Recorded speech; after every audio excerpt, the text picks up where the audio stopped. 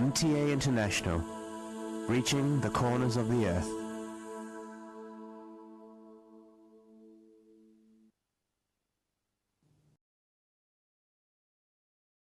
صلی علی رسولنا صلی علی محمد صلی علی نبینا صلی علی محمد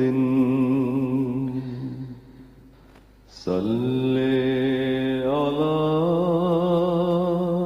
کریمنا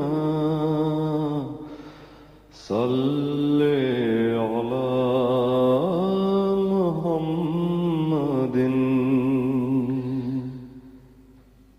صلی علی حبیبنا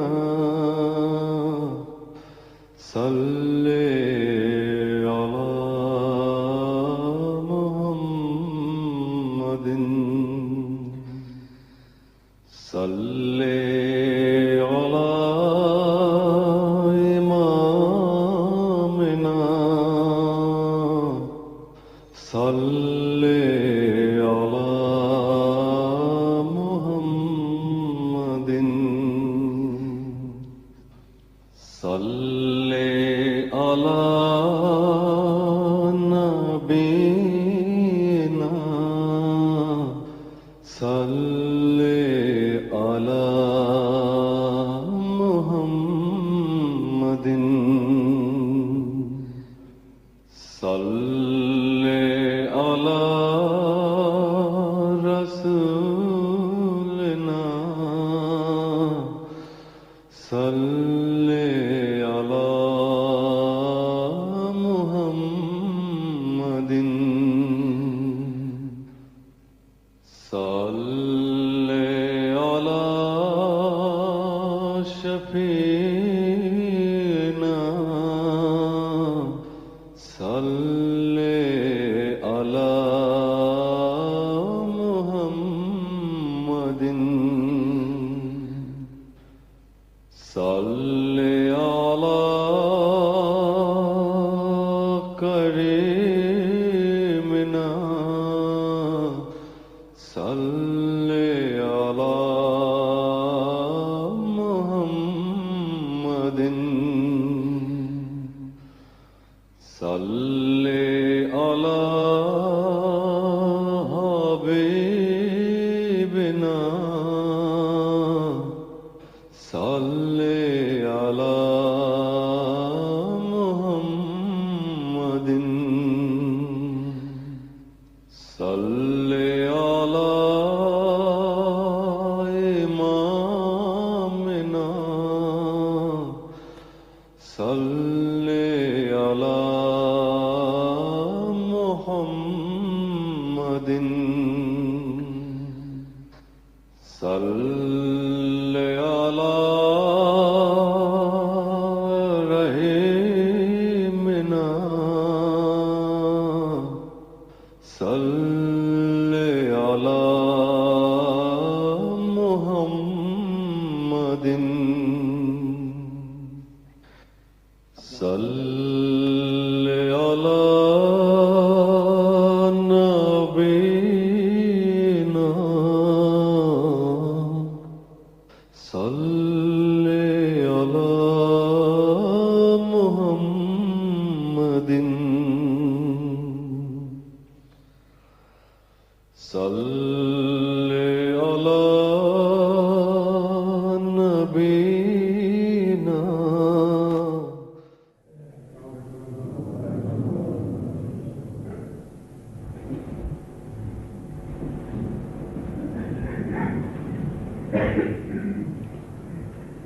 السلام علیکم ورحمۃ اللہ. اذان دے دیں. کس کس پر دے؟ اچھا آپ. اللہ اکبر اللہ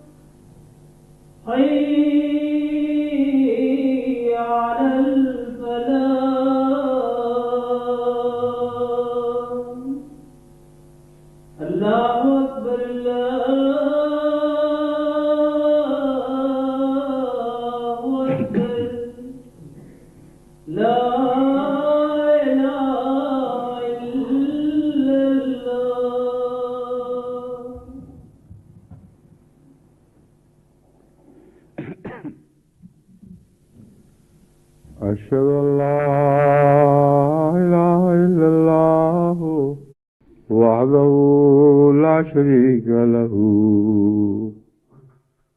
وأشهد أن محمدا عبده ورسوله أما بعد فأعوذ بالله من الشيطان الرجيم بسم الله الرحمن الرحيم الحمد لله رب العالمين الرحمن الرحيم مالك يوم الدين إياك نعبد وإياك نستعين اهدنا الصراط المستقيم صراط الذين أنعمت عليهم غير المغضوب عليهم ولا الضالين قل يا عبادي الذين أسرفوا على أنفسهم لا تقنطوا من رحمة الله إن الله يغفر الذنوب جميعا إنه هو الغفور الرحيم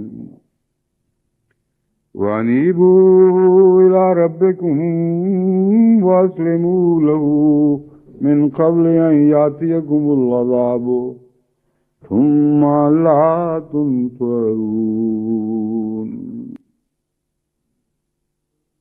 یہ آیات کریمہ جو سورہ زمر کی 54 اور 55 آیتیں ہیں، ان کا ترجمہ پیش کرنے سے پہلے میں گزشتہ خطبے میں جو آیت تلاوت کی گئی تھی اس کے حوالے کی درستی کا اعلان کرنا چاہتا ہوں. وہ سورہ یونس کی آیت 25 تھی، لیکن لکھنے والے نے غلطی سے سورہ الرعد لکھ دیا تھا، تو میں نے بھی جو لکھا تھا وہی پڑھ کے سنا دیا. آیت تو وہی تھی مگر صرف سورت کا حوالہ تھا. سورت کا نمبر آیت کا نمبر بھی وہی ہے، یعنی 25 نمبر، مگر رات کی بجائے اس کو یونس سمجھیں. اب یعنی جس نے بھی حوالہ دیکھنا ہو یونس میں سے حوالہ دیکھے گا. وہ یہ آیت جو میں نے تلاوت، یہ 2 آیتیں ہیں جو تلاوت کی ہیں، ان کا ترجمہ یہ ہے: قل یا عبادی الذین اسرفوا تو ان سے کہہ دے کہ اے میرے بندو جنہوں نے اپنی جانوں پر ظلم کیا صرف وہ انفسہم، اپنی جانوں کے مفاد کے خلاف اعمال کیے ہیں، یہ مراد ہے جانوں پر ظلم کیے ہیں۔ لا تقنطوا من رحمت اللہ، اللہ کی رحمت سے مایوس نہ ہو۔ ان اللہ یغفر الذنوب جميعا، اللہ تعالیٰ تمام گناہوں کو، تمام تر گناہوں کو بخشتا ہے، بخش سکتا ہے اگر وہ چاہے۔ انہ هو الغفور الرحیم، یہاں اگر وہ چاہے کے الفاظ یہاں نہیں ہیں، مگر دوسری جگہ جہاں بھی یہ مضمون آیا ہے اگر وہ چاہے کے الفاظ ہیں، تو اس لیے وہ اس میں مضمون میں شامل ہیں، اس لیے میں نے وہ لفظ پڑھے ہیں، مگر لفظی ترجمے میں نہیں ہے۔ لفظی ترجمہ صرف اتنا ہوگا کہ یقیناً اللہ تعالیٰ تمام تر گناہوں کو بخش دیتا ہے۔ انہ هو الغفور الرحیم، یقیناً وہی ہے جو بہت زیادہ بخشنے والا اور بار بار رحم فرمانے والا ہے۔ وَأَنِيبُوا إِلَىٰ رَبِّكُمْ وَأَسْلِمُوا لَهُ مِن قَبْلِ أَن يَأْتِيَكُمُ الْعَذَابُ، اور اپنے رب کی طرف جھکو، وَأَسْلِمُوا، اور اس کی فرمانبرداری اختیار کرو، من قبل ان یاتیکم العذاب، پیشتر اس کے کہ تمہارے پاس عذاب آ جائے، ثم لا تنصرون، پھر تم مدد نہیں دیے جاؤ گے۔ تو یہ جو آیت ہے بخشنے کا، جس میں خدا تعالیٰ کی غیر معمولی بخشش اور بے انتہا بخشش کا مضمون پیش کر رہی ہے، اس کے ساتھ ایک تنبیہ بھی فرما رہی ہے۔ اگر انسان اس خیال سے کہ خدا ہر گناہ بخش سکتا ہے، بخش دے گا، گناہوں میں دلیر ہوتا رہے اور آگے بڑھتا رہے، تو پھر عین ممکن ہے کہ اس کی موت ایسے وقت میں آئے جبکہ خدا کی ناراضگی کا اظہار اس دنیا میں اس سے شروع ہو چکا ہو، اور جب پکڑ کا وقت آ جائے پھر کوئی بخشش نہیں۔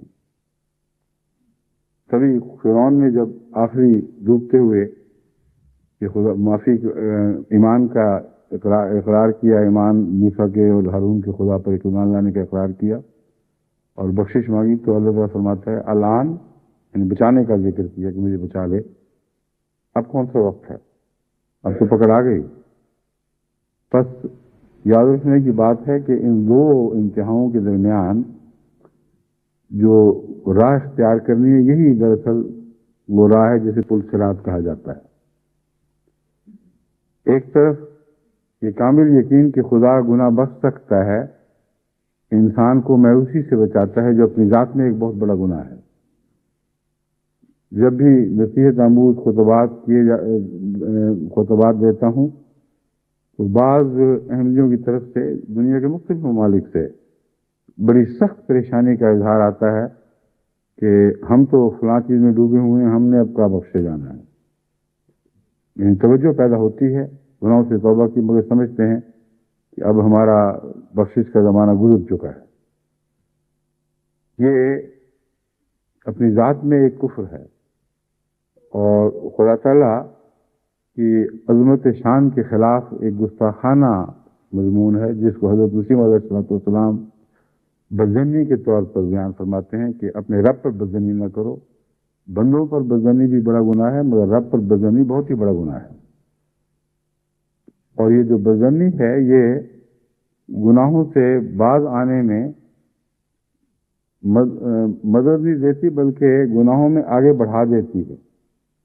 حضرت مسیم علیہ السلام کی جو عبارت میں نے اس مضمون کی تائید میں رکھی ہے وہ میں پڑھوں گا تو آپ کو سمجھ آ جائے گی کہ اگر یہ انسان مایوس ہو جائے کہ اب کچھ نہیں ہو سکتا، پھر اور گناہ کرتا ہے۔ چنانچہ ایک حدیث میں بھی آتا ہے کہ وہ شخص جس نے 99 قتل کیے تھے اور وہ جگہ جگہ پھرتا تھا یہ سوال لیے ہوئے کہ کیا میں بخشا جا سکتا ہوں اور کیسے بخشا جا سکتا ہوں، تو ہر طرف سے جب مایوسی ہوئی اور ایک بہت بڑے بزرگ جس پر اس کو توقع تھی کہ وہ تو ضرور میری صحیح رہنمائی کریں گے، انہوں نے کہا کہ نہیں، کوئی رستہ نہیں۔ اس نے کہا پھر جہاں 99 وہاں 100 بھی ہو جائیں پورے، تو اسی کو قتل کر دیا۔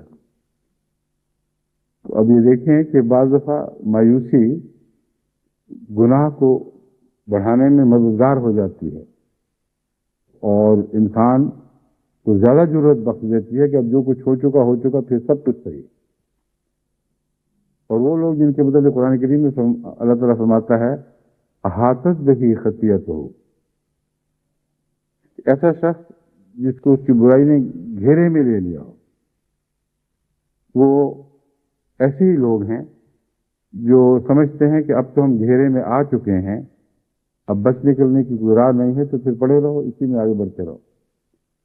اور اکثر گناہوں میں جو شدت اختیار ہوتی ہے وہ خدا کے فضل سے مایوسی کے نتیجے میں عطا ہوتی ہے۔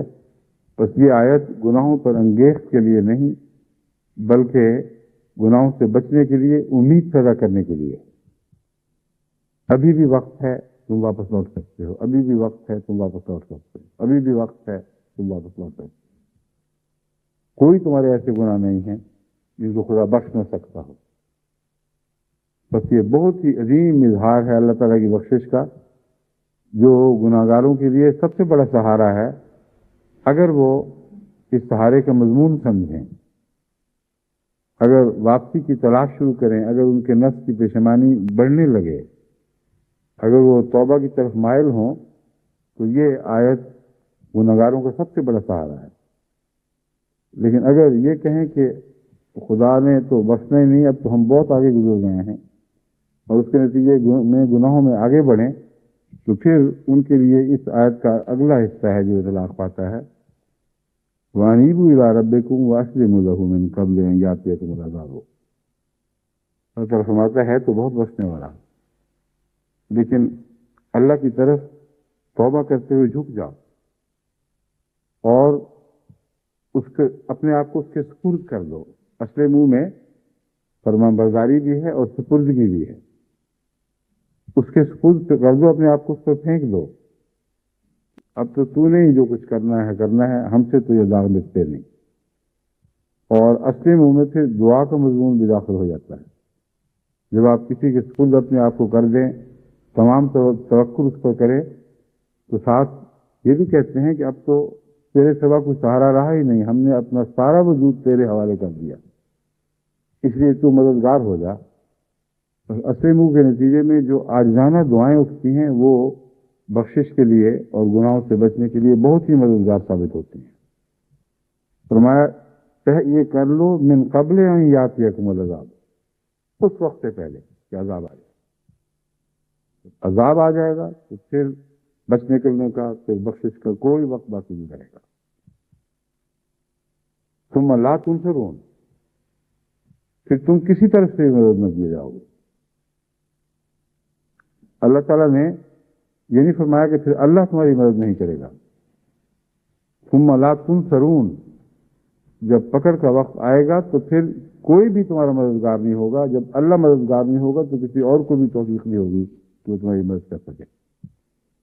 اور تنصرون میں وہ دعا والا مضمون بھی ظاہر ہو گیا جس کی طرف میں نے اصل منہ کے حوالے سے اشارہ کیا تھا۔ اصل منہ میں جو سپردگی ہے اس کے ساتھ دعا کا ایک لازمی تعلق ہے، اور تنصرون کا مطلب یہ ہے کہ تمہیں جو گناہوں سے توبہ کی توفیق ملے گی اللہ کی مدد کے بغیر نہیں مل سکتی۔ اگر عذاب سے پہلے توبہ کرو گے تو اللہ کی مدد تمہیں نصیب ہوگی، اور وہ مدد ہی ہے جس کی وجہ سے تم گناہوں سے نجات پا سکتے ہو۔ اگر وہ مدد نہ آئی اور تم نے مدد نہ مانگی، یعنی تم نے اس کی طرف توجہ ہی نہ کی، اور پکڑ کا وقت آ گیا، تو پھر نہ خدا کی طرف سے کوئی مدد اترے گی، نہ دنیا کا کوئی بچانے والا تمہیں بچا سکے گا۔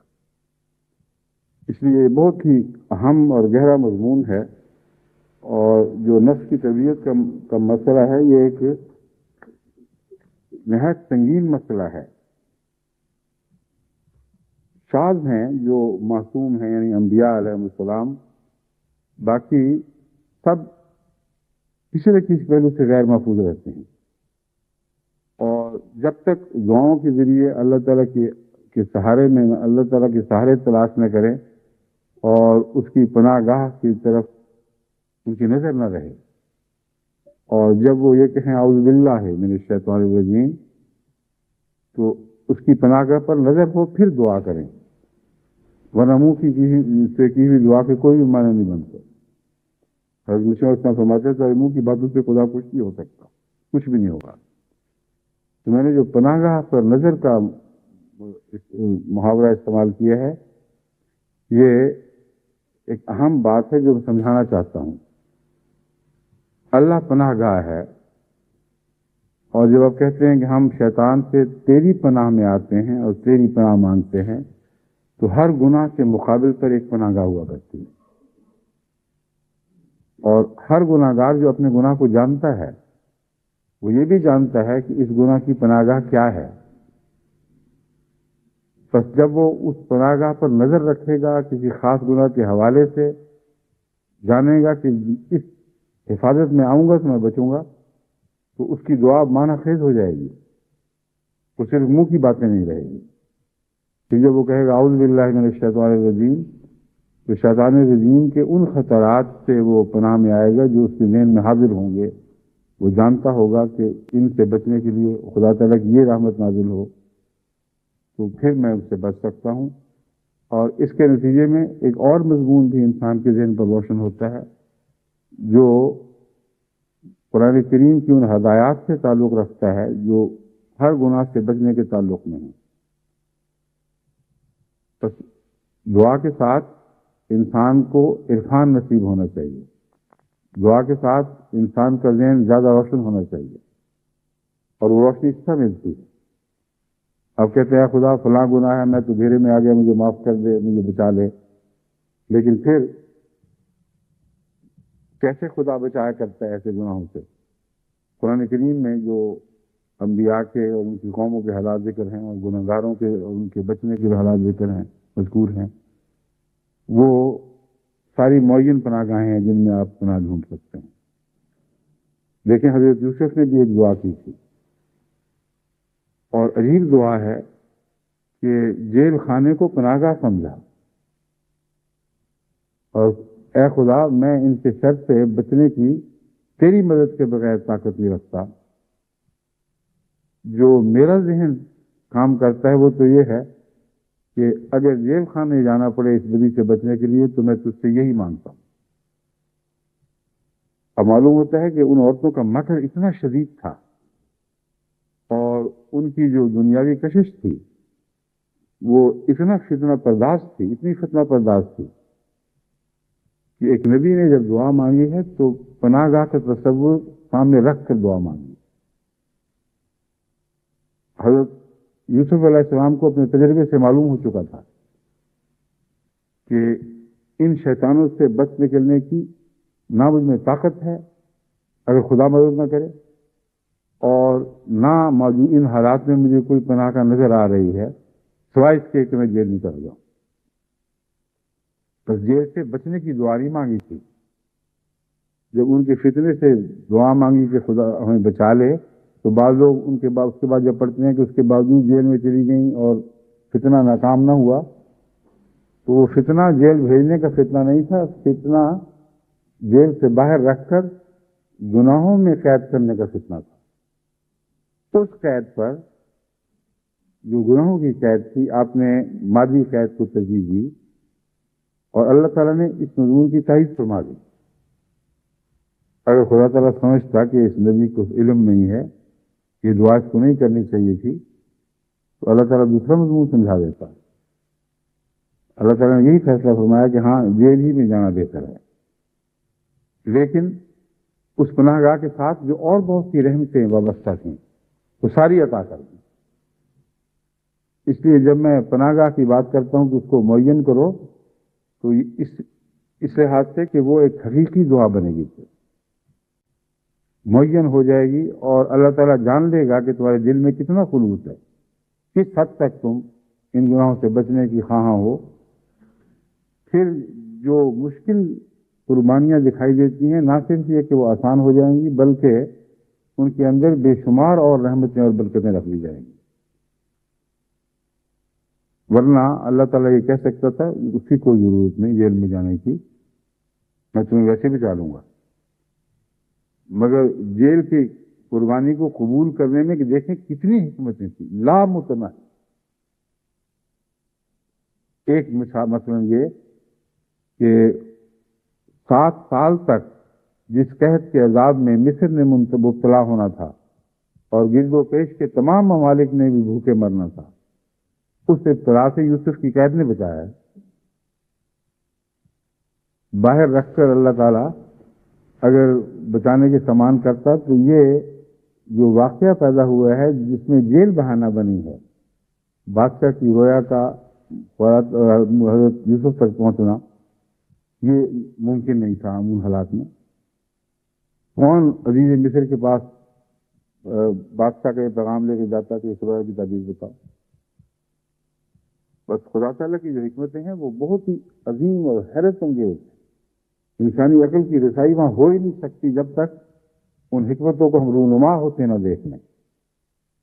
تو دیکھو کتنا بڑا انعام ہوا ہے یوسف کی قربانی کا، اس دعا کا، وہ نہایت ہی خوفناک پناہ گاہ جو اپنے لیے مانگی ہے، کیونکہ اخلاص سے مانگی گئی تھی، وہ دعا قبول کی گئی اور اس کے ساتھ ایسی برکتیں رکھ دی گئیں، وہ جیل کے چند تنہائی کے سال اس کے ان برکتوں کے مقابلے پر کوئی بھی حیثیت نہیں رکھتی۔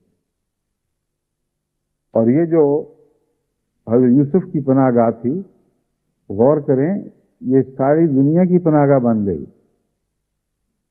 دور دور سے جو پناہ ڈھونڈتے ہوئے آتے تھے وہ حضرت یوسف کی اس پناہ گاہ کی برکت سے آتے تھے، اس کے صدقے سے آتے تھے، اور اپنے بھائی آئے اور اپنے باپ سے ملاقات کی۔ یہ سارے جو خدا تعالیٰ نے انعامات وابستہ فرمائے یہ اسی گناہ سے بچنے کی پناہ گاہ تھی، اس کے سوا اور کوئی بات نہیں تھی۔ وہ بچپن کی رویا پوری ہوئی، چاند ستاروں نے سجدہ کیا، یعنی اطاعت میں آ گئے۔ یہ دیکھیں کتنے عظیم الشان فوائد ہیں جو ایک مخلصانہ دعا سے وابستہ ہوتے ہیں۔ بظاہر انسان سمجھتا ہے سرسری مطالعہ کرنے والا کہ اللہ تعالیٰ کو کیا ضرورت تھی یوسف کو اس مصیبت میں ڈالتا، وہی دعا قبول کر لیتا، مگر کیونکہ برکتیں بہت تھیں اور یہ بتانا تھا کہ خدا کی خاطر جو سختی کی پناہ گاہ ڈھونڈتے ہو وہ لوگوں کے لیے آرام کی پناہ گاہ بنے گی، اور کثرت سے لاکھوں لوگ اور بڑی بڑی قومیں اس سے فائدہ اٹھائیں گی، اور لمبے عرصے تک اس کی برکتیں پھیلتی چلی جائیں گی۔ پھر حضرت یوسف کے بھائی آئے وہاں، ان کے ساتھ رہے، اس کے نتیجے میں حضرت یوسف کی قوم کو پھر اس بادشاہ، اس کی جو وہ بادشاہ فرعون نہیں تھا بلکہ باہر کے آئے ہوئے بادشاہ تھے، ان کے علاقے میں دیر تک بنی اسرائیل کو وہ سارے حقوق ملے جو اس سے پہلے جن سے وہ محروم تھے، اور بنی اسرائیل پھر مصر میں جو آباد ہوئے ہیں تو اسی کی برکت سے آباد ہوئے ہیں۔ اور جب اس قوم نے خدا کو بھلا دیا جو حضرت یوسف کی دعا اور قربانی کے نتیجے میں اس پناہ گاہ تک پہنچی تھی، تو وہ پناہ گاہ نہ رہی بلکہ اس پناہ گاہ سے پناہیں مانگنے لگے لوگ۔ حضرت موسیٰ علیہ السلام اور آپ کے ساتھیوں نے دعائیں کی کہ اے خدا ہمیں اس پناہ گاہ سے نجات بخش، ہمیں نکال دو اس سے۔ تو ایک وہ بھی ہے، اس پناہ گاہ سے رہائی نصیب ہوئی ہے جب اس کو لوگوں کے اپنے اعمال نے گندا کر دیا تھا۔ تو قرآن کریم نے جو قصص بیان فرمائے ہیں وہ سلسلہ بسلسلہ گہری حکمتوں کے راز رکھتے ہیں، اور وہ عقلوں کو روشن کرتے ہیں اور انسانی مذہبی تاریخ کو سمجھنے کی توفیق عطا کرتے ہیں۔ تو ان باتوں پر غور کرو۔ میں مضمون اس لیے کھول رہا ہوں کہ میں نے عمداً ایک لفظ استعمال کیا آپ کو سمجھانے کے لیے۔ اگر میں یہ باتیں نہ بتاتا تو آپ کو سمجھ نہ آتی کہ میں کیوں کہہ رہا ہوں کہ پناہ گاہ کو معین کرو۔ تم جانتے ہو کہ بعض گناہوں سے بچنے کی کیا راہ ہے جو تم اختیار کر سکتے تھے اگر تم سوچتے غور کرتے۔ تمہیں طاقت نہیں ہے، برا تو ہے، ہر انسان جانتا ہے اگر یہ ہو جائے تو پھر میں بچ سکتا ہوں۔ تو اس کو معین کرو اور پھر خدا سے یہ دعا مانگو کہ اے اللہ میں تیری پناہ میں آتا ہوں اس گناہ سے، اس کمزوری سے، اس لفظ سے، اس بد عادت سے، اس بدخلقی سے، اور میں جانتا ہوں کہ میرے بس میں نہیں کہ میں یہ حل کر سکوں، مگر میں جانتا ہوں کہ حل ہے کیا۔ اور ہر انسان کو روشن ہوتا ہے بہت. اور اگر نہ ہو تو پھر من جملہ یہ دعا کر سکتا ہے کہ تو بہتر جانتا ہے. مگر امر واقعہ یہ ہے کہ ہر گناہ گار، ہر کمزور، ہر مصیبت میں پھنسا ہوا انسان اس کے حل سے واقف ضرور ہوتا ہے کہ اگر یہ ہو تو پھر میں بچ سکتا ہوں. اسے معین رکھ کر پھر دعائیں کریں، پھر اللہ تعالیٰ آپ کی نصرت فرمائے گا. اور اس وقت سے پہلے جو اس کی پکڑ کا وقت ہے وہ ضرور آپ کو بچا لے گا. یہ وعدہ جو ہے پکڑ کا وقت، اس میں ایک ایسا لفظ ہے جو بڑا ہی ڈرانے والا لفظ ہے یا ڈرانے والا محاورہ ہے، کیونکہ ہمیں پتہ نہیں پکڑ کا وقت کب آ جاتا ہے. اس میں دو پیغام ہیں. ایک تو یہ کہ زیادہ دیر لٹکاؤ نہ بات کو، کیونکہ تمہارے اختیار میں نہیں ہے یہ فیصلہ کہ کب پکڑ کا وقت شروع ہوتا ہے. میں اس سے پہلے بچ جاؤں. بعض دفعہ لوگ دریاؤں میں بیٹھتے ہیں جو بعد میں آبشاروں میں تبدیل ہو جایا کرتے ہیں. ان کو پتہ ہی نہیں ہوتا کہ آگے آبشار آنے والی ہے. اور جب وہ پانی تیز ہو جاتا ہے اور اس وقت محسوس ہوتا ہے کہ وہ تباہی کے دہانے پر کھڑے ہیں، اس وقت وہ وقت ہاتھ سے گزر چکا ہوتا ہے کہ جتنے مرضی چپو مارے ناممکن ہے کہ اس بہاؤ کی طاقت کے برخلاف چل سکے. اچانک آتا ہے اور اس وقت تدبیر کا وقت گزر جاتا ہے. اسی طرح دنیا کے ابتلاؤں اور آزمائشوں اور گناہوں کا حال ہے کہ جب وہ وقت آئے گا تو پھر آپ کے بس میں نہیں ہوگا، آپ کے علم میں نہیں ہوگا کہ کب کیسے آنا ہے. اس لیے اس میں بھی اللہ تعالیٰ سے مدد مانگنے کی ضرورت ہے. اور اگر آپ کسی معین بچنے کی جگہ کا تصور باندھنے کے بعد پھر دعائیں کریں گے تو یہ سب سے بڑی ضمانت ہے اس بات کی کہ آپ اچانک نہ پکڑے جائیں گے. کیونکہ جو خلوص سے دعائیں مانگنے والا ہے اللہ تعالیٰ کبھی اس کو اچانک نہیں پکڑتا. اگر اس کی کمزوری لمبی ہو رہی ہے تو اس کو وہ مہلت دیتا ہے جس سے رفتہ رفتہ وہ کمزوری سے بچنے نکلنے کی طاقت حاصل کر لیتا ہے.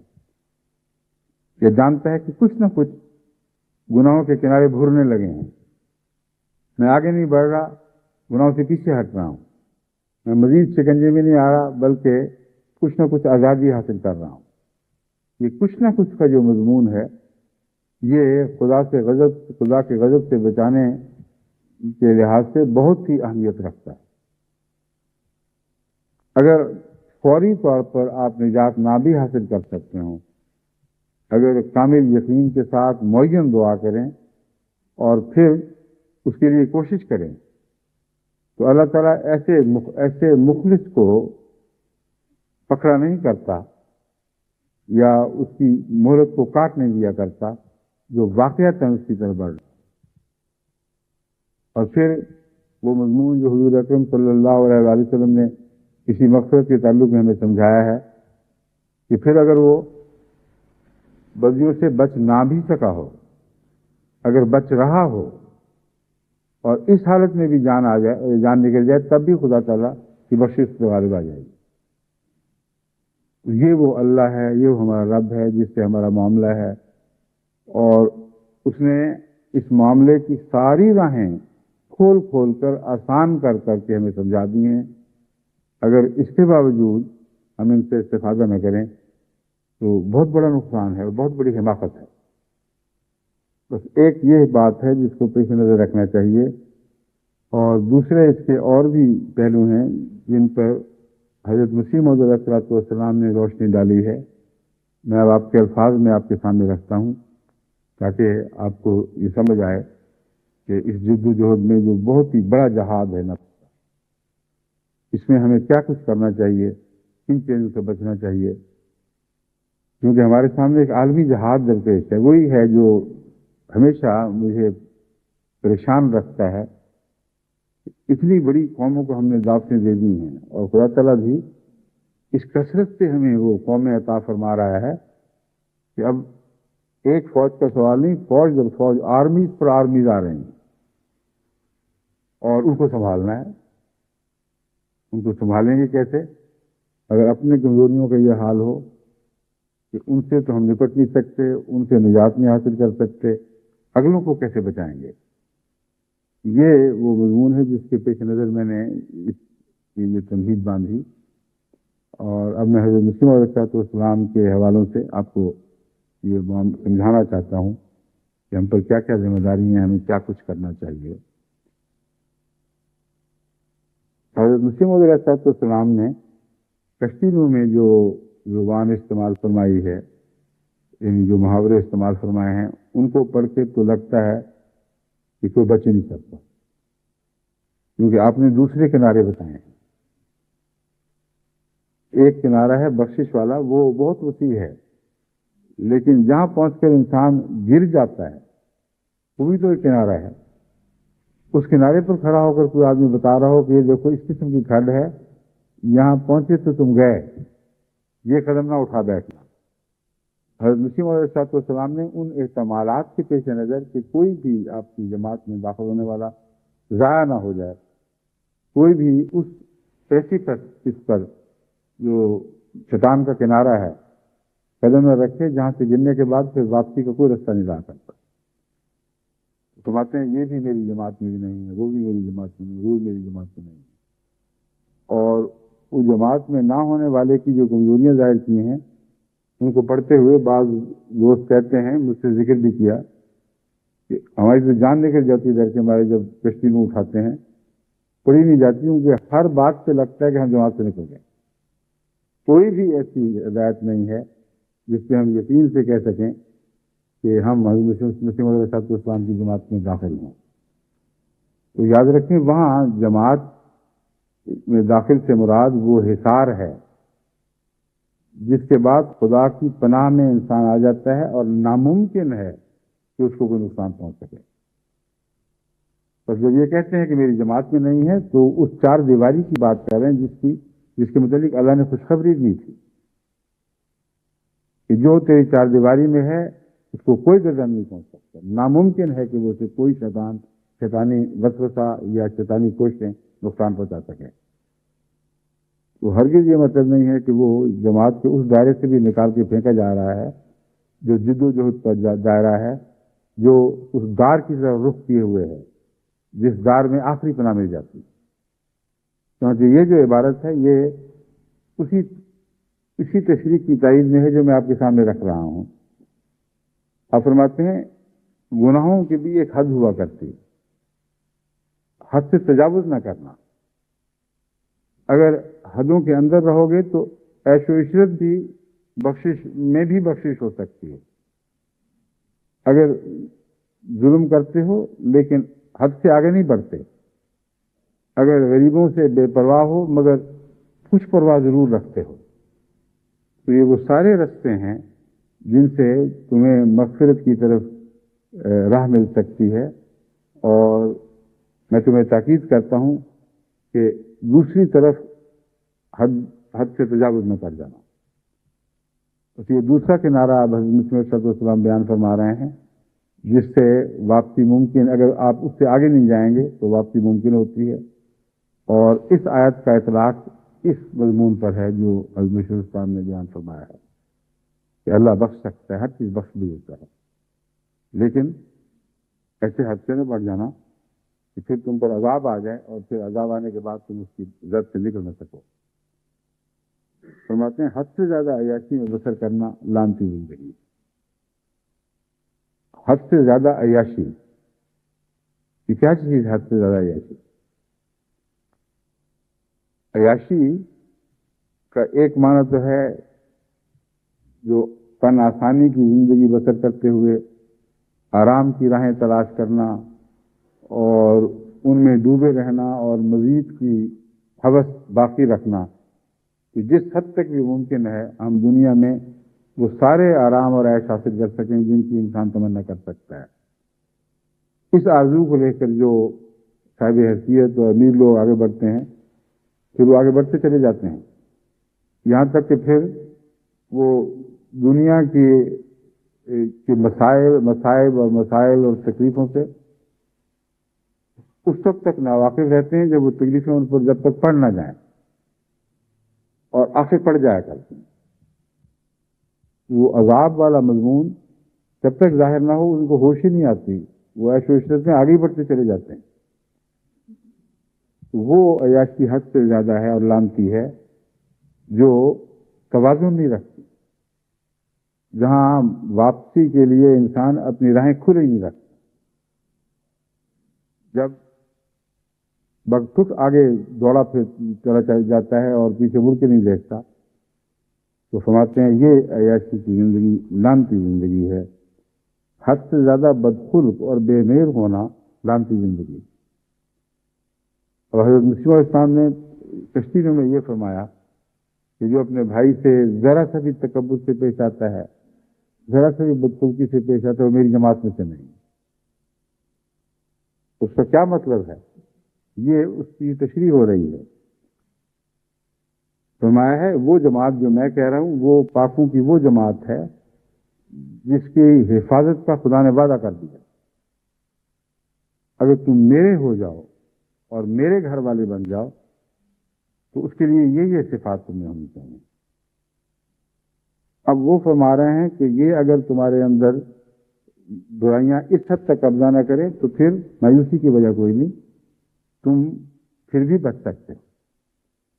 تو بدخلقی کو پسند تو نہیں فرما رہا ہے۔ حد سے زیادہ بدخلقی کا مطلب یہ ہے کہ انسان کی اپنے زبان، اپنے روش اور رویے پر کوئی اختیار نہیں پھر رہتا۔ لوگ ایسے بدتمیز ہو جاتے ہیں بعض دفعہ کہ نہ اپنوں سے اخلاق سے پیش آتے ہیں، نہ غیروں سے پیش آتے ہیں، نہ موقع دیکھتے ہیں، نہ محل۔ اپنے بچوں سے بھی بدتمیز، اپنی بیویوں سے بھی بدتمیز، اپنے رشتہ داروں سے، اپنے بڑوں سے، اپنے چھوٹوں سے، اور ناقابل برداشت وجود بن جاتے ہیں۔ تو میں اگر یہ کرو گے تو پھر واپسی نہیں ہوگی۔ بدخلقی کے ساتھ اگر شرمندگی کا احساس رہے تو ایسی بدخلقی کو حد سے بڑی بدخلقی نہیں کہا جا سکتا۔ بعض بدخلق میرے دیکھے ہیں بدخلقی سے پیش آتے ہیں اور بعد میں پھر رو رو کے معافیاں بھی مانگتے ہیں، اور بعض جلدی بعض ذرا دیر میں۔ تو بدخلقی کا کتنی ہی بڑی ہوئی ہو، اگر کچھ ندامت کا احساس زندہ رہے، کچھ حیا باقی ہو، تو ایسی بدخلقی کو انسان حد سے بڑی ہوئی بدخلقی نہیں کہہ سکتا۔ حضرت مسیح علیہ السلام نے تعریف فرما دی کہ حد سے بڑی ہوئی بدخلقی الفاظ آپ کے ہیں، حد سے زیادہ بدخلقی اور بے مہر ہونا لانتی زندگی۔ بے مہر ہونے سے مراد پھر یہ ہے کہ انسان کے دل میں جو خدا نے نرمی اور شفقت رکھی ہوتی ہے وہ اٹھ جاتی ہے، اور پھر دل ایسا سخت ہو جاتا ہے کہ پھر اس کو خدا تعالیٰ کی رحمت نازل نہیں ہوتی۔ ایک شخص نے اپنی بیٹی کو زندہ درگور کیا جہالت کے زمانے میں، اور بڑی دردناک کہانی ہے کس طرح وہ بیٹی احتجاج پوچھتی رہی کیا ہو گیا، تم مجھ پہ کیوں مٹی ڈال رہے ہو؟ پھر اس کی توجہ نہیں دی۔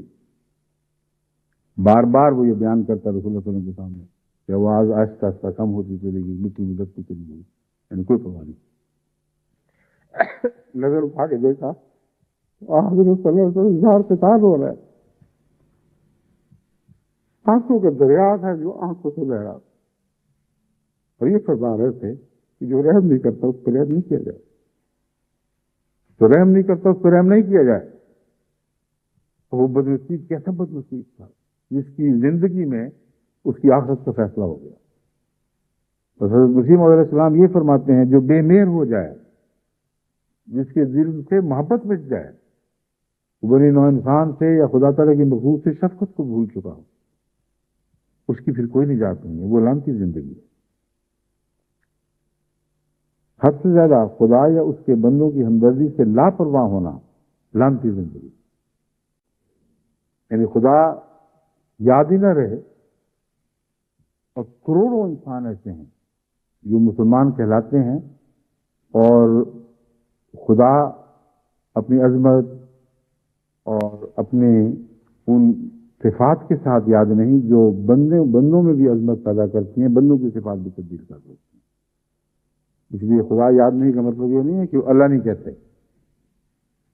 ان میں بعض نمازیں بھی پڑھتے ہیں، ایسے بھی ہیں جو مسجدوں کو آباد کیے ہوئے ہیں، مگر خدا کو نہیں جانتے، خدا سے نہ واقف ہیں۔ اگر یہ بات درست نہ ہوتی تو حضرت صلی اللہ علیہ وسلم آخری زمانے کا نقشہ کھینچتے ہوئے کبھی نہ فرماتے مساجدہم عامرۃ وہی خراب من الہدی، کہ نمازیں خدا کے ذکر کی یقینی علامت نہیں ہیں۔ یہ خیال دل سے نکال دو کہ تم مسجدیں آباد کیے ہوئے نمازیں پڑھ رہے ہو اور واقعتاً تم ذکر الہی کر رہے ہو۔ اگر دنیا میں ذکر الہی کے آثار تم میں ظاہر نہیں ہوتے، دنیا کی زندگی تمہاری ویسی ہی رہتی ہے جیسے پہلے تھی، جیسے مسجد میں داخل ہوئے ویسے مسجد سے باہر نکلا ہے، تو فرمایا مساجدہم عامرۃ وہی خراب من الہدی، آباد تو ہوں گی ان کی مسجدیں اور ہدایت سے بالکل خالی، کوئی ہدایت نہیں ہوگی۔ یہ بھی ایک بڑا اہم مضمون ہے کہ خدا یاد ہی نہ رہے۔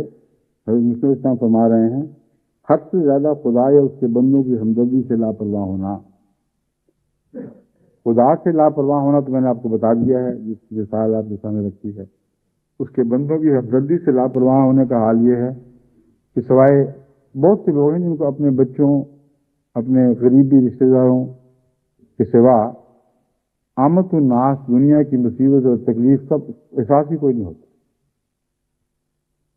وہ بعض بڑے بڑے ریسٹورانس میں جہاں مشہور ہیں ٹکے کباب، اور بعض جگہ وہ کہتے ہیں یہاں بریانی اچھی پک رہی ہے، یہاں فلاں قورمہ اچھا بن رہا ہے، وہاں گزر کے جا رہے ہوتے ہیں، اور بعض ایسی بستیوں سے گزر رہے ہوتے ہیں جو مفلوق الحال لوگ رہتے ہیں، اور ان کے اگر بارش ہو جائے تب بچنے کے سامان نہیں، گرمی بڑھے تب بچنے کے سامان نہیں، سردی بڑھے تب بچنے کے سامان نہیں، اور فاقہ کش بچے گلیوں میں گند میں کھیلتے ہیں، کبھی احساس نہیں ہوتا۔ یہ بھی خدا کی مخلوق ہے۔ ہم نے ان کے لیے کیا کیا ہے؟ اگر یہ احساس ہو تو پھر حضرت مسلم علیہ السلام فرماتے ہیں کہ یعنی مطلب اس کا یہ ہے اگر احساس پیدا ہو کچھ نہ کچھ تو انسان ان کی فکر کرے۔ یہ نہ ہو کہ بالکل بے نیاز اور بے حس ہو کر ان لوگوں کے پاس سے گزر جاؤ اور تمہیں کبھی خیال ہی نہ آئے کہ تمہارے آرام و آسائش میں ان کا بھی کچھ حق ہے۔ تو فرمایا یہ ایک لعنتی زندگی ہے۔ ہر ایک امیر خدا کے حقوق اور انسانوں کے حقوق سے ایسا ہی پوچھا جائے گا جیسا کہ ایک فقیر، بلکہ اس سے زیادہ۔ ہر وہ شخص جس کو خدا نے دولت بخشی ہے، جس کے حالات بہتر بنائے ہیں، فرمایا وہ ویسا ہی خدا کے ہاں پوچھا جائے گا جیسے ایک فقیر جس کے ہاتھ میں کچھ بھی نہیں ہے، بلکہ اس سے زیادہ، کیونکہ فقیر کے پاس تو خرچ کرنے کا کچھ ہے ہی نہیں، اس پر یہ آزمائش آئی ہی نہیں کہ مصیبت زدگان کو، غریبوں کو دیکھے اور اس کے باوجود اس کا دل سخت ہے۔ مگر امیر پر تو یہ آزمائش روز اترتی ہے، روز آتی ہے، اور روز بسا اوقات بعض امیر اس میں ناکام رہ جاتے ہیں۔ پوچھا جائے گا، یہ یاد رکھنا کہ تم میں تحریک پوچھے جاؤ گے۔ فرماتے ہیں جو اس مختصر زندگی پر بھروسہ کر کے بکلی خدا سے منہ پھیر لیتا ہے اور خدا کے حرام کو ایسی بے باکی سے استعمال کرتا ہے کہ گویا وہ حرام اس کے لیے حلال ہے۔ اب یہ وہ تعریف ہے گئے گزروں کی اب ہو رہی ہے۔ جو کشتی نو کی تعریف تھی وہ نہایت ہی اعلیٰ درجے کے لوگوں کو ان کے مقام سمجھائے جا رہے تھے کہ اس مقام پر ذرا بھی تم نے ٹھوکر کھائی تو اعلیٰ درجے کے لوگوں میں شمار نہیں ہوتے۔ اب یہاں بدترین لوگوں کو بتایا جا رہا ہے کہ بدترین اگر اس حد تک ہو جاؤ گے جیسا کہ ذکر کیا جا رہا ہے تو پھر تمہاری واپسی نہیں۔ واپسی نہیں کا مضمون لعنت سے ظاہر ہوتا ہے، کیونکہ لعنت کا مطلب ہے دوری، اور لعنت جب کسی کو کہا جائے کہ اس پر لعنت ہے تو ایک تو جذبات کے غصے کے اظہار کے لیے آپ کہہ دیتے ہیں لعنت، مگر انبیاء اور عارف باللہ لوگ لعنت کو ان معنوں میں استعمال نہیں کرتے۔ لعنت کا وہ جو مذہبی مفہوم ہے وہ یہ ہے کہ وہ خدا سے دور چلا گیا اور اتنا دور ہٹ گیا کہ وہ واپس نہیں آ سکتا، اس کو ملعون کہتے ہیں۔ تو حضرت مسیح علیہ السلام لعنتی زندگی کہہ کر یہ بیان فرما رہے ہیں کہ ان چیزوں میں اگر تم حد سے تجاوز کر گئے تو یاد رکھنا خدا کی تقدیر میں تم لعنتی لکھے جاؤ گے، اور پھر تمہاری واپسی کا کوئی امکان باقی نہیں رہے گا۔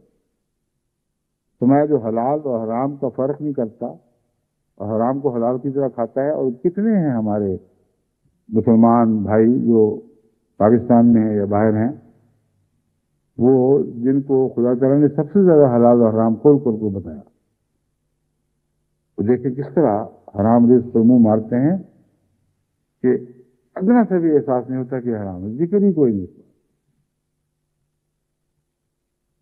ہماری لعنتی زندگی، اب جتنے مرضی ان کے اسلام کے فتوے دیے جائیں، وہ فتوے دینے والے خود بھی اگر حرام پر ایسا منہ ماریں جیسے ان ماں کے دودھ پر بچہ منہ مارتا ہے، تو وہ دوسروں کو لعنت سے کیسے بچا سکیں گے؟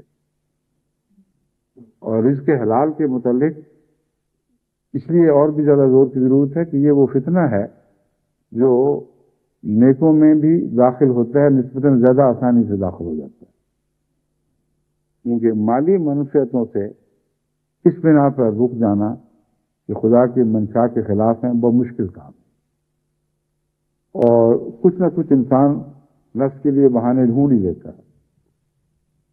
چنانچہ آج جو ہماری اردو کی سوال و جواب کی مجلس تھی، اس میں ایک صاحب نے یہی سوال کیا کہ لوگ کہتے ہیں کہ ناممکن ہے کہ ہم تجارت کریں اور بے ایمانی نہ کریں، یعنی تجارت کرنا اور حرام کھانا ایک ہی چیز کے دو نام بن گئے ہیں۔ اس لیے آپ بتائیں ہم کیا کر سکتے ہیں؟ مجبور ہیں۔ یعنی خدا تعالیٰ سے کہ پکڑ سے بچنے کے لیے یہ عذر تھا کہ جب وہ حرام سے بچ نہیں سکتے تو پھر جو مرضی کریں کچھ کا کوئی ٹھیک ہے۔ ان کو میں نے سمجھایا کہ جس دوست نے آپ سے سوال کیا ان کا اپنا نہیں تھا، کسی دوست نے بات کی تھی، پاکستان سے آیا تھا، ان سے ملا تھا، ان کو میں نے سمجھایا کہ دیکھیں اگر انسان کا ضمیر گندہ نہ ہو تو ہر قسم کے حالات میں وہ پاک زندگی بسر کر سکتا ہے۔ اب یہ درست ہے کہ ایک انسان تجارت میں جتنا بچنے کی کوشش کرے، کسی نہ کسی جگہ اسے کچھ تھوڑا سا اپنے حقوق کی حفاظت کے لیے بعض دفعہ کچھ پیسہ خرچ کرنا پڑتا ہے، جسے عامت الناس میں لوگ رشوت بھی کہتے ہیں، حالانکہ بعض شرائط کے ساتھ وہ رشوت نہیں رہتی، مگر اس کے علاوہ اور بعض کی ایسی باتیں ہیں۔ آپ اپنے دودھ دہی کی دکان کریں، دودھ میں پانی نہ ڈالیں، اور اس کے باوجود منافع تھوڑا رکھتے ہوئے بھی آپ گزارا کریں، تو یہ کہہ دینا کہ دودھ میں پانی نہ ڈالیں تو تجارت نہیں چل سکتی کیونکہ سب دنیا دودھ میں پانی ڈالتی ہے، یہ ہے ہی غلط۔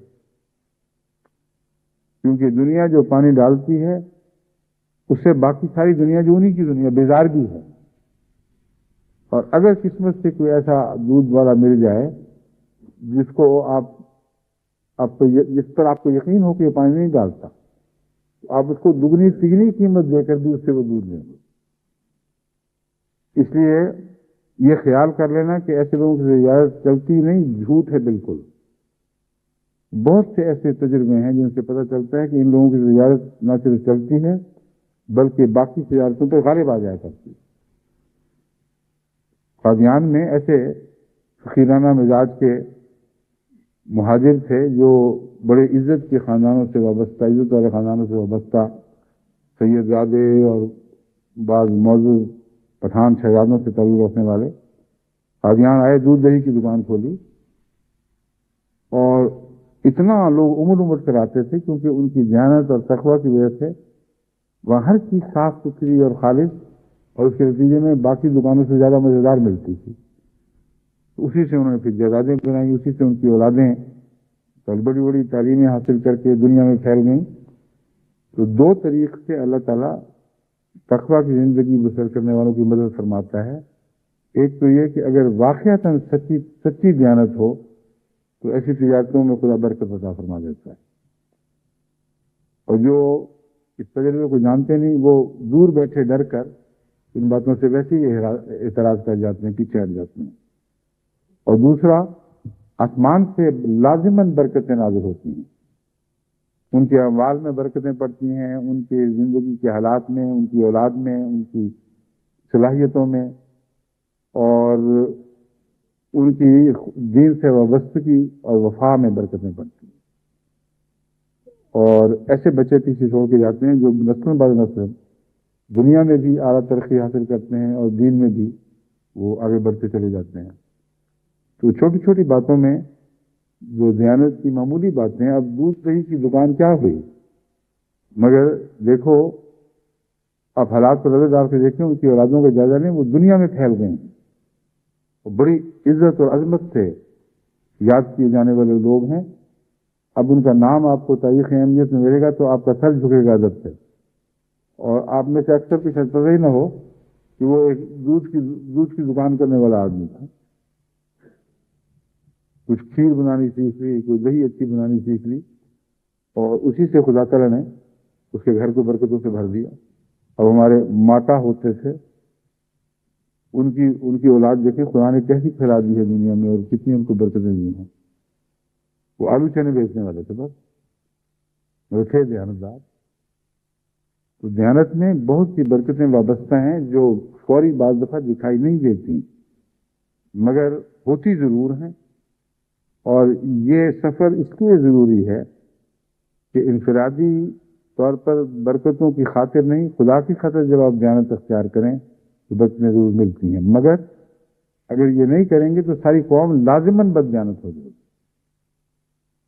اور جو قومیں بد دیانت ہو جائیں وہ ایک دوسرے کا خون پی رہی ہوتی ہیں، اور دنیا سے ان کی تجارتیں بے سود اور بے معنی ہو کے رہ جاتی ہیں، اور دنیا ان کو سٹکار دیتی۔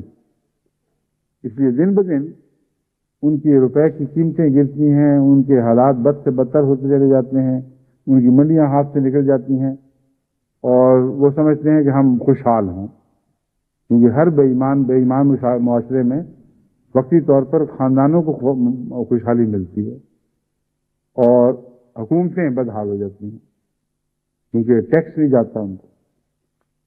اب ٹیکس کی بات وہاں چلی تھی اسی سوال جواب میں، تو میں نے ان سے کہا تھا کہ یہ میں جانتا ہوں اگر انسان کتنی بھی دیانتداری اختیار کر لے، بعض ملکوں میں جب ٹیکس کی جگہ آئے گی تو وہاں ٹیکس والے مجبور کر دیں گے بدجانتی پر،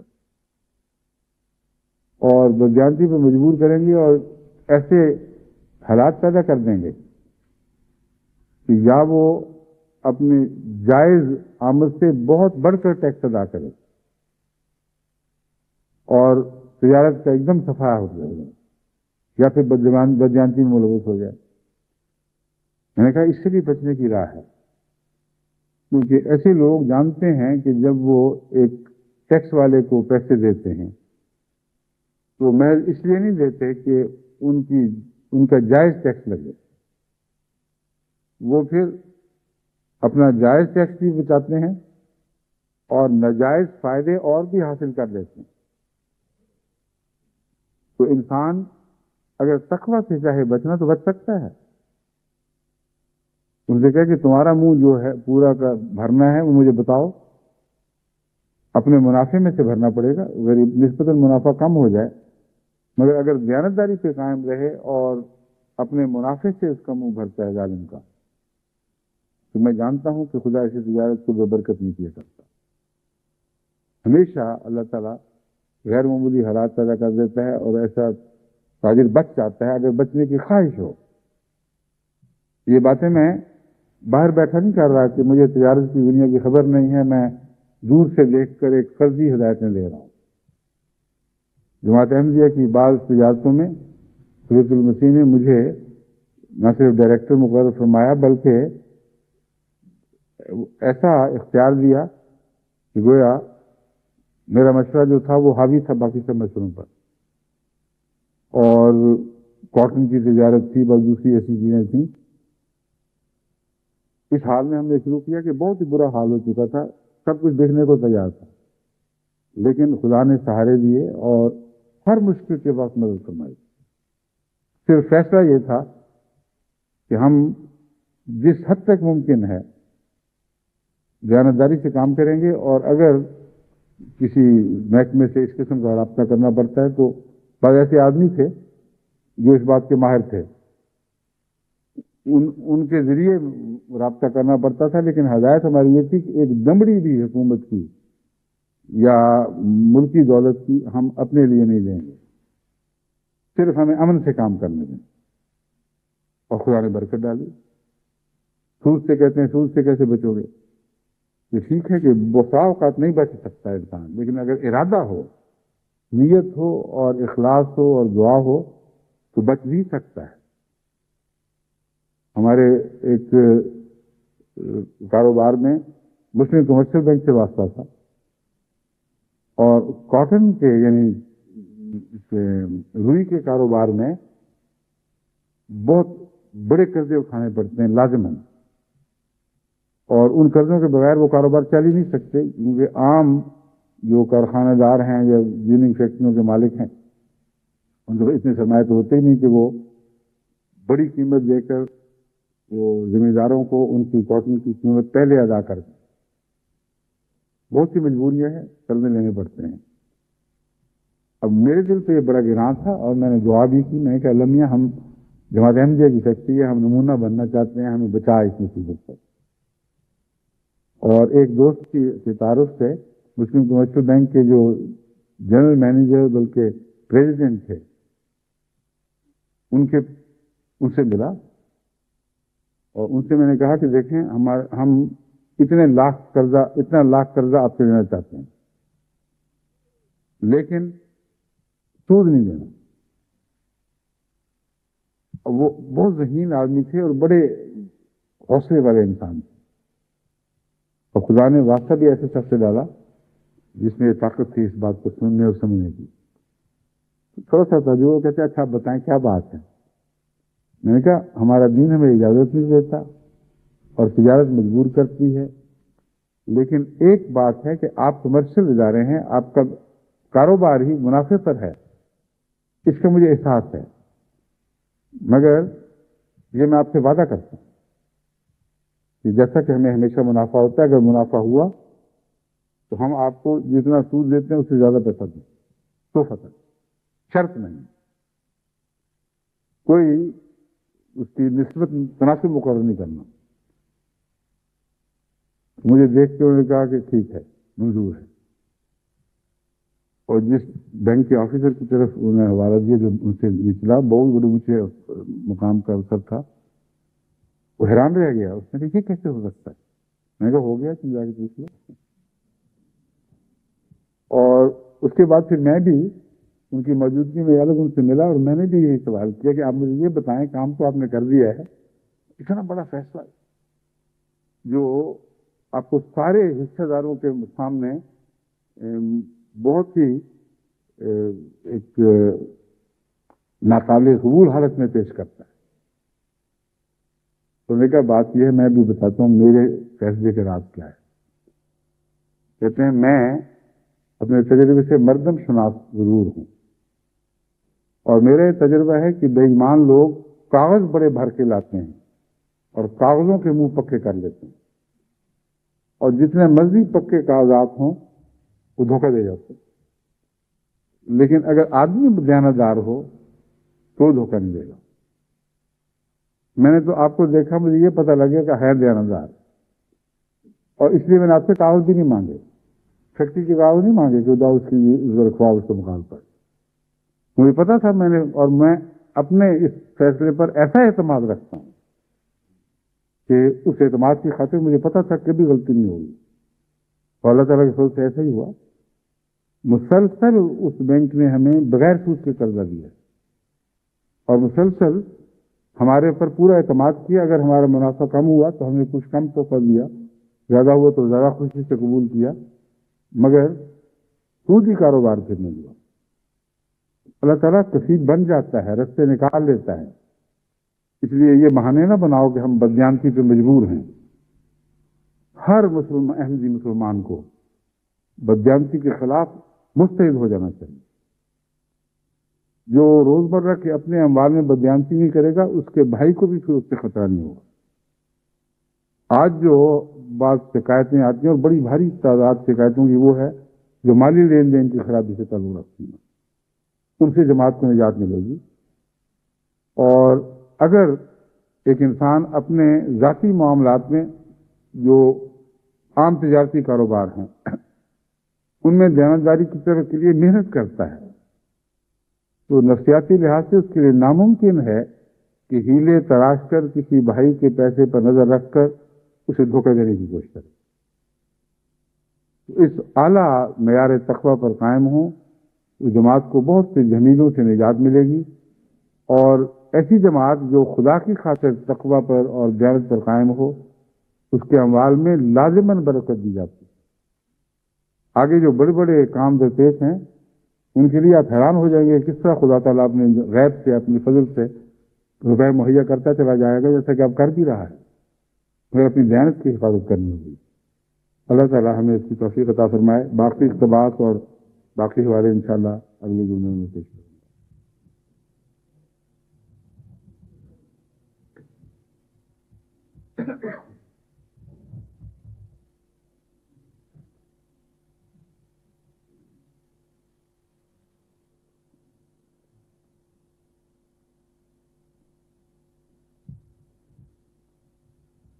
الحمد لله نحمده ونستعينه ونستغفره ونؤمن به ونتوكل عليه.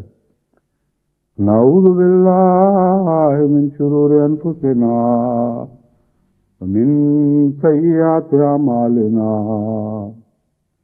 من يهده الله فلا مضل له ومن يضلله فلا هادي له. ونشهد أن لا إله إلا الله وحده لا شريك له ونشهد أن محمدا عبده ورسوله.